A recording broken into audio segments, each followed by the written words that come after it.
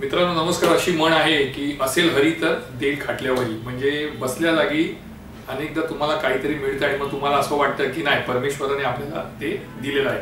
आणि दुसरं असं आहे की संघर्ष मी हे जीत आहे. म्हणजे तुम्ही जर संघर्ष केला तर कदाचित तुम्हाला त्यातून विजय मिळू शकतो. आज महाराष्ट्राच्या म्हणा किंवा इतर राजकारणामध्ये तेच चालू आहे.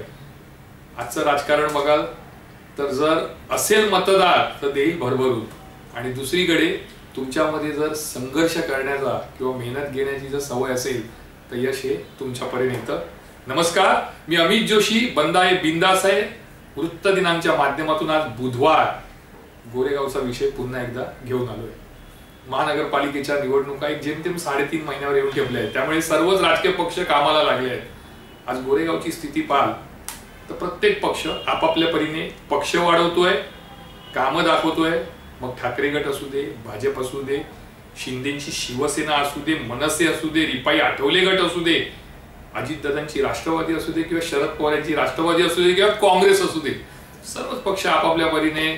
कोणाला असं वाटतं की स्वबळावर आपल्याला लढावं लागेल, कोणाला वाटतं आपल्याला महायुतीमध्ये लढावं लागेल, महाविकास आघाडीमध्ये लढावं लागेल. वेगवेगळी समीकरणं आहेत, त्या हिशोबाने सर्व कामाला लागले. मग आता गोरेगावची स्थिती नक्की काय? मला अनेक जण विचारतात की येणाऱ्या पालिका निवडणुकीमध्ये अमित भाऊ तुम्हाला काय वाटतं? आणि मग त्यावेळी मी त्यांना ते उत्तर देत असतो. मग ठरवलं की आता एकदाच आपण एवढ्या लोकांच्या समोर आणि सांगून टाकूया की मला नेमकं काय वाटतं. त्यात काहीच चुकीचं असेलही थोडं, पण बहुतांश जे समीकरण आहे, जे माझ्या दृष्टीने मी पाहतो, मतदारांच्या नजरेतून जे मी पाहतो ते मी तुम्हाला सांगतो. गोरेगावात आजही स्थिती 2017 सारखीच आहे. म्हणजे थेट लढत ठाकरे गट विरुद्ध भाजप. आता भाजपची स्थिती जर गोरेगावात बघाल तर तुम्हाला एक गोष्ट नेहमी लक्षात येईल की भाजप हा अचानकपणे वाढलेला पक्ष आहे गोरेगावमध्ये. म्हणजे पूर्वी परिस्थिती 2014च्या आधी अशी होती की 2 वॉर्ड हे भाजपला मिळायचे आणि उर्वरित 5 वॉर्ड आहेत तिथे शिवसेना असायची. सगळेच्या सगळे वॉर्ड महायुतीला मिळायचे. त्यामुळे तोपर्यंत कळत नव्हतं की कोणता मतदार कोणाकडे आहे किंवा ठाकरे गटाकडे किंवा शिवसेनेकडे किती मतदार आहेत आणि भाजपकडे किती मतदार आहेत. मात्र 2014च्या निवडणुकीनंतर हळूहळू स्पष्ट होत गेलं की भाजपचे चांगल्यापैकी मतदार हे गोरेगावात आहेत आणि ते तयार होत चालले. त्यामुळे मेहनत न करता भाजपला मिळालेलं हे भांडवल आहे. आता मेहनत न करता म्हणाल तर कसं, तर गोरेगावामध्ये वाढत असलेली अमराठी लोकांची संख्या. आज भाजप स्वार कशावर आहे तर महागाई कमी केली म्हणून नाही, विकास केला म्हणून नाही, तर भाजप एकाच गोष्टीवर स्वार झालाय. ती गोष्ट म्हणजे हिंदुत्व. हिंदुत्वाच्या नावावर भाजप अशा पद्धतीने स्वार झाला. आणि दुसरी गोष्ट म्हणजे पंतप्रधान नरेंद्र मोदी यांचा करिश्मा. या 2 गोष्टींमुळे भाजपची एक लाट आलेली आहे. म्हणजे प्रत्येक हिंदूला वाटतं, मग तो मराठी असो अमराठी असो, त्यांना असं वाटतं की नाही, अरे हिंदुत्व, आम्ही हिंदू आहोत, आम्ही हिंदू आहोत. आणि मग अशा वेळी काम करण्याला लोकांना लांब ठेवायचं आणि फक्त हिंदुत्वाच्या नावावर मतं द्यायची ही काहीशी सवय गोरेगावकरांना झाली आहे. आता गोरेगावकर मध्ये जर तुम्ही बघाल तर विविध आहेत. म्हणजे सर्वात जास्ती मतदार हे मराठी आजही आहेत. त्या खालोखाल मग उत्तर भारतीय म्हणा किंवा परप्रांतीय म्हणा, त्या खालोखाल मुस्लिम आहेत, गुजराती, मारवाडी, जैन हा समाज आहे. मग आता हे मतांचं जे विभाजन आहे ते भाजपला मी म्हणेन बसल्या जागी जास्ती मिळालंय. त्याला कारण असं आहे की गेल्या 7 वर्षामध्ये गोरेगावामध्ये प्रचंड पुनर्विकासाच्या इमारती उभ्या राहिल्या आहेत, पूर्वेकडे आणि पश्चिमेकडे. तिथे काय मराठी लोक राहायला येत नाही, त्यांना परवडत नाही. कारण 2 कोटी, 2.5 कोटी, 3 कोटी, 2 BHKचा भाव, 1 BHKचा भाव 1 कोटी, 1.25 कोटी. त्यामुळे मराठी माणूस या सगळ्या भानगडीत पडत नाही. मग पडतो कोण? तर अमराठी माणूस, जो चांगल्या ठिकाणी नोकरी करतो, ज्याचा व्यवसाय आहे. मग ते कोण करतात? तर मग ते साऊथ इंडियन आहेत, पंजाबी आहेत, जैन, गुजराती, मारवाडी. ही लोक साहजिकच मोठमोठी घरं घेतात. त्यामुळे आजपर्यंत जर 7 वर्षाचा तुम्ही इतिहास पाहिला गोरेगावचा, तर गोरेगावामध्ये जर असं धरा की जवळपास 5,000 ते 7,000 नवीन फ्लॅट आले आहेत, तर त्याच्यामध्ये राहायला जी लोक आली आहेत ती 80% गुजराती, मारवाडी आणि जैन समाजाची आहे. आता ही मतं कुठे जातात? तर हिंदुत्वाच्या नावावर जातात.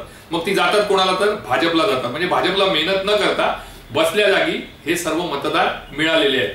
उत्तर भारतीयांवर पगडा काय आहे? तर उत्तर प्रदेशचा आहे. आम्हाला तिथे योगी पाहिजे, आम्हाला तिथे नरेंद्र मोदी पाहिजे, आम्हाला मराठी माणसाच्या विरोधात उभं राहायचं, तर मग कोण पाहिजे? तर भाजप पाहिजे. आणि मग ती मतही भाजपच्या पाड्यात जातात. मी असं म्हणणार नाही की जैन, गुजराती, मारवाडी किंवा उत्तर भारतीय पूर्णपणे गोरेगावात भाजपला मतदान करतात, पण किमान 80 ते 85% मतदार हे त्यांच्या बाजूने झुकलेले आहेत. त्यामुळे भाजपला बसल्या जागी हे मतदार मिळाले.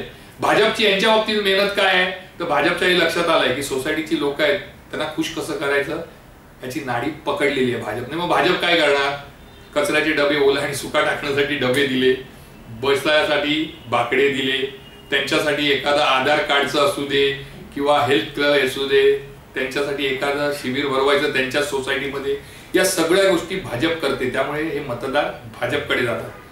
त्यामुळे मला असं म्हणावं, म्हणजे मी म्हणालो मगाशी की भाजप असेल हरी तर देईल खाटल्या वही, म्हणजे कमी मेहनत मध्ये भाजपला मिळालेलं हे प्रचंड यश आहे. आता आपण येऊया ठाकरे गटाकडे. ठाकरे गटाची परिस्थिती अशी आहे की आता तुम्हाला संघर्ष करायचा आहे. संघर्ष आणि एकजूट यावर तुमचं यश अवलंबून आहे. पूर्वीचा काळ वेगळा होता, झोपडीधारक मोठ्या प्रमाणावर तुम्हाला मतदान करायचे, भाजप आणि शिवसेना एक होती, त्यामुळे कोण मतदार सोसायटीत राहणारे उच्चभ्रू तुम्हाला करतायत की भाजपला करतायत हे माहित नव्हतं, ते आता माहित झालंय. तिसरी गोष्ट, अंतर्गत संघर्ष. नाही म्हटलं तरी ठाकरे गटामध्ये आजही अंतर्गत संघर्ष आहे. तो मिटवण्यामध्ये कोणत्याही त्यांच्या पक्षश्रेष्ठींना, त्यांच्या नेत्यांना, त्यांच्या गोरेगावातील नेत्यांना यश आलेलं नाही. वरच्या वर कळतं की नाही आम्ही एक आहोत, मात्र एकदा बाहेर पडले की एकमेकांच्या विरोधात हे उभे टाकतात. त्यामुळे त्याचा फटका हा निश्चितपणे ठाकरे गटाला बसतो. ठाकरे गटासाठी पुढील कारकीर्द ही संघर्षाची आहे नाही म्हटलं तरी, पण संघर्ष केला आणि मेहनत घेतली तर ठाकरे गटाला या 7 पैकी किमान 4 वॉर्डामध्ये यश येईल हे 100%. आज वॉर्ड क्रमांक 50 आहे, वॉर्ड क्रमांक 55 आहे, तिथे लक्ष देणं तर गरजेचं आहे. पण तिथे जे मतदार आहेत ते मोठ्या संख्येने हिंदुत्ववादी आहेत, त्यामुळे ते भाजपकडे जाणार. जोपर्यंत हिंदुत्ववाद जो आहे तो जोमाने चालत राहणार, घोडदौड करत राहणार, त्यापर्यंत इथे जी मतदार आहेत ते सहजासहजी ठाकरे गटाला किंवा काँग्रेसला किंवा राष्ट्रवादीला मतदान करणार नाही. मग उरतं काय ठाकरे गटाकडे तर झोपडपट्टी विभाग, दलित, बौद्ध मतदार, मुस्लिम मतदार, कॅथलिक मतदार, केरळियन मतदार, हे जे मतदार आहेत यांच्यावर लक्ष केंद्रित करणं गरजेचं आहे. मग हे कुठे आहेत तर जवळपास 5 वॉर्डामध्ये हे सगळे पसरलेले आहेत. त्यांची कामं करा, त्यांच्या घरापर्यंत पोहोचा, त्यांच्या प्रश्नांपर्यंत पोहोचा, त्यांच्या समस्यांपर्यंत पोहोचा. नुसतं शाखेत बसून काही चालणार नाही. पूर्वीचा काळ वेगळा होता, पूर्वी लोक शाखेत यायची, आता लोक येत नाही, कारण ऑनलाईन आहे. बसल्या जागी त्यांची कामं होतात, त्यांच्या तक्रारीची दखल घेतली जाते. एका दूरध्वनीवर ते पालिकेशी संबंध साधू शकतात, ते पोलिसांशी संपर्क साधू शकतात. त्यामुळे आता हे आपलं काम आहे. आपलं म्हणजे कोणाचं, राजकारण्यांचं. त्यांनी आता तिकडे पोहोचायचंय, ते इथे येणार नाही. तुम्ही तिथे जा, त्यांची कामं करा आणि मग तुम्हाला ती मतं मिळतील. आजही ठाकरे गटाची ताकद आहे. 45,000 50,000 मतं ही ठाकरे गटाची स्वतःची आहे. उद्या जर सर्वच पक्ष स्वबळावर लढले तर निश्चितपणे जर 2 वॉर्ड सोडले 50 आणि 55 जिथे भाजपची ताकद आहे अमराठी मतदारांमुळे, मात्र उरलेले जे 5 मतदारसंघ आहेत, जे 5 वॉर्ड आहेत, तिथे अटीतटीची लढत अपेक्षित आहे. आणि तिथे जर मेहनत घेतली तर मात्र ठाकरे गटाला निश्चितपणे यश मिळेल. मी आजही तेच सांगतो की प्रत्येक पक्ष आपापल्या परीने गोरेगावामध्ये ताकद आजमावतोय किंवा ताकद वाढवतोय. मात्र खरी लढत ही भाजप आणि ठाकरे गटात आहे. भाजपला असेल हरी तर देईल खाटल्यावरी अशा स्थितीत आज भाजप आहे. भाजपला मस्तपैकी सर्व मिळालेलं आहे, फक्त त्यांना ते जपून ठेवायचं आहे. त्या उलट ठाकरे गटाला संघर्ष में ही जीत आहे. त्यांना संघर्ष करायचा आहे, त्यांना मेहनत घ्यायची आहे आणि ती घेतली तरच त्यांना यश मिळणार. मी अमित जोशी पुन्हा एकदा रविवारी महाराष्ट्राचा नवा विषय घेऊन तुमच्या समोर येईन. तोपर्यंत तुमची रजा घेतो. जय हिंद, जय महाराष्ट्र.